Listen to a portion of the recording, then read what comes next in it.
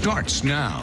Good evening. Developing right now, the popular TikTok trend involving Orbeez pellet guns has injured more people. Yeah, news specialist Kara Bracken spoke with law enforcement today on just how these big consequences could be coming when pulling the trigger.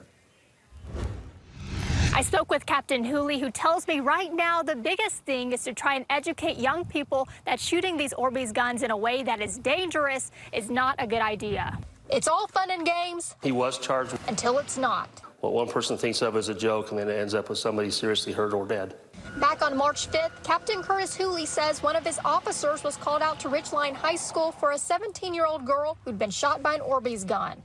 As she was walking towards her vehicle, another vehicle approached her, asked her a question. Inside that car, two 16-year-old boys, one who pulled the trigger. I mean, it hit her just in the edge of the eye. Well, the one that actually shot the female, he was charged with an A misdemeanor assault. Captain Hooley says for now, the boy who shot her has been referred to juvenile court on that charge. Likely, he'll face some sort of fine and community service. John Luthi, Cache County's attorney, says this isn't the only case they've heard of.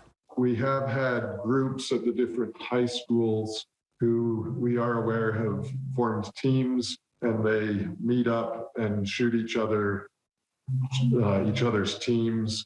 Which can lead to a bigger problem, one that a Midvale mom of two tells me she's all too aware of. Because you would think, nowadays you would allow your kid to walk to school just like I did when I was a child, but I can't even have them do that. For fear that a real gun makes its way into the mix. They don't know how to use something and then they shoot someone by accident. It just can easily happen to any child. When it comes to shooting these Orbeez guns in a way that is dangerous, Captain Hooley says if you know about it, to report it, and that yes, if activity starts popping up in a certain area, they would look into patrolling that area to keep things at bay. For now,